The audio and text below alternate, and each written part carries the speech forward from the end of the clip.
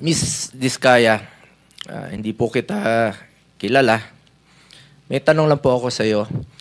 Common practice ba ang joint venture sa construction projects? Yes po.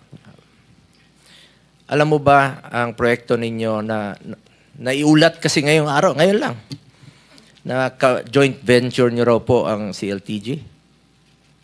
2017? I think so, yes, before. Flood control ito? I can't remember. Natapos na bang proyekto ito?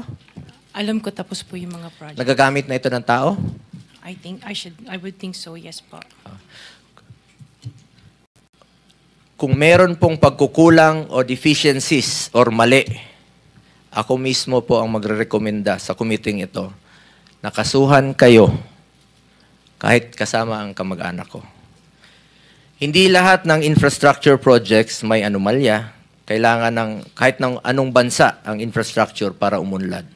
Basta gawin lang po ito sa tama ang proyekto, ang masama, yung palpak na proyekto at ghost projects na ginagawang gatasan. Huwag lang po sanang bastusan. At ulitin ko, for the 9th time, I have nothing to do with the business of my family. Wala po akong kinalaman sa negosyo nila. I have no involvement in its operations. 24 anyos pa lang po ako, nagtatrabaho na po ako kay former Mayor Rodrigo Duterte.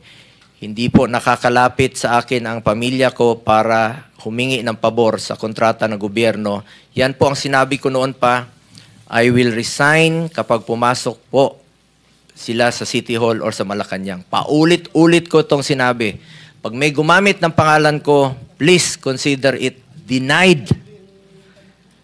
Ayaw ko po makisali sa negosyo ng pamilya ko at ayaw ko rin po silang makialam sa trabaho ko.